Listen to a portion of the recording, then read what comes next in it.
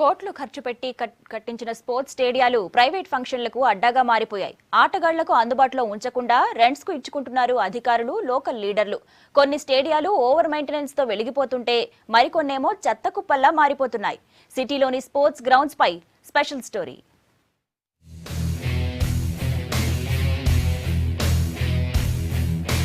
రాష్ట్రంలో ప్రస్తుతం క్రీడా సౌకర్యాల కంటే అసౌకర్యాలే ఎక్కువ.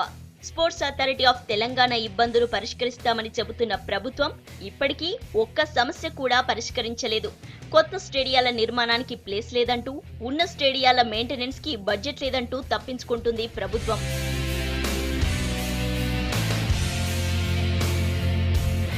గతంలో ఆటగాళ్లతో కలకలలాడే ఈ స్టేడియాలు ప్రస్తుతం సన్బర్న్ లాంటి మ్యూజికల్ ఫెస్టివల్స్, ఎగ్జిబిషన్ కి, పొలిటికల్ మీటింగ్లకు అడ్డాగా మారాయి. ప్లేయర్లకు సహకరించాల్సిన అధికారులు కూడా ఇలాంటి ఈవెంట్స్ ఉన్న రోజుల్లో హాలిడే ప్రకటిస్తున్నారని అంటున్నారు. ఇక్కడ పార్టీస్ కొన్ని జరుగుతున్నాయి, సన్బర్న్ అవి చేసేటప్పుడు ఈ రెండు స్టేడియంలు కూడా ఖాళీ లేకుంటున్నాయి. మేము యూనివర్సిటీ ఉంది బయట, రోడ్ల పైన చేయవలసి వస్తుంది. ఇది పార్టీకి ఇచ్చి అది ఒకటి ఖాళీ ఉన్నా పర్లేదు. ప్రాక్టీస్ చేయడానికి అయితే లేవు, స్టేడియంలో ఉన్నాయి కానీ ప్రాక్టీస్ చేయడానికి సరిపోవట్లేదు. ఇప్పుడు కాంపిటేటర్గా ఇద్దరు చేద్దామన్నా ఒక్కరికి సరిపోయే హడిల్స్ ఉన్నాయి, ఇద్దరు చేద్దామంటే హడిల్స్ లేవు వాళ్ళకి. అంటే పాతవి ఉన్నాయి, పాత బయట పెడుతున్నారు, అవి అందరికి సరిపోవట్లేదు. ఇప్పుడు ఇద్దరు అమ్మాయిలు చేద్దామంటే ఒక అమ్మాయికే సరిపోతుంది హడిల్, ఇంకో అమ్మాయికి లేదు.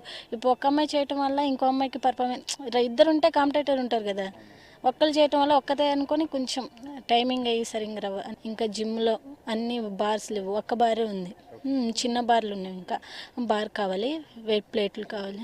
నగరంలో ఒకప్పుడున్న స్టేడియాలు ఇప్పుడు చూద్దామన్నా కనిపించవు.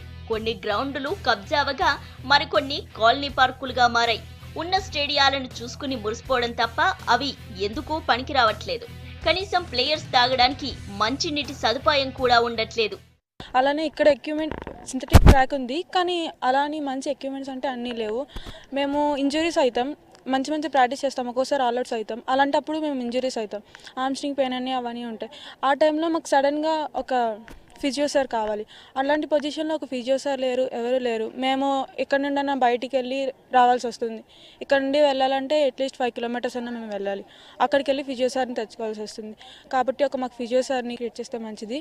నెక్స్ట్ మేము ఇప్పుడు కాంపిటీషన్ చేస్తున్నాం, ఇప్పుడు లాంగ్ జంప్ పిట్ ఉంది, మాకు జస్ట్ పోల్ ఒకటే ఉంది, దాని నుంచి చేయడానికి ఏం లేదు.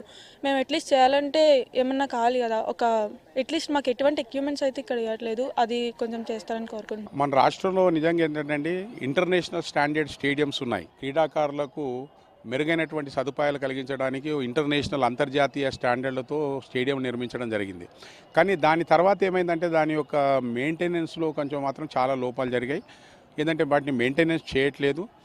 మెయింటెనెన్స్ చేయకపోవడానికి కూడా కారణం ఏంటంటే యాక్చువల్గా యూసేజ్ సరిగ్గా లేదు. యాక్చువల్గా ఏంటంటే క్రీడాకారులు దాన్ని ఎంతవరకు ఉపయోగిస్తే అంత దానికి మెయింటెనెన్స్ ఉంటుంది. ఎన్టీఆర్ స్టేడియం పరిస్థితి కూడా ఇంతే. గ్రౌండ్ లో ఎప్పుడు ఏదో ఒక ఎగ్జిబిషన్ లేదంటే ప్రైవేట్ ఫంక్షన్స్ జరుగుతుంటాయని ప్లేయర్స్ చెబుతున్నారు. జాతీయ, అంతర్జాతీయ పోటీలకు ఆతిథ్యం ఇస్తున్నప్పుడు తప్ప ఆటల గురించి ప్రభుత్వానికి చిత్తశుద్ధి లేదంటున్నారు players. So first thing is they have to give toilets here. That is very important, because when we play here, if there are no toilets, people defecate in the open. And second is there is no water here, so we have to get water from home, or we have to get that packets which are not proper.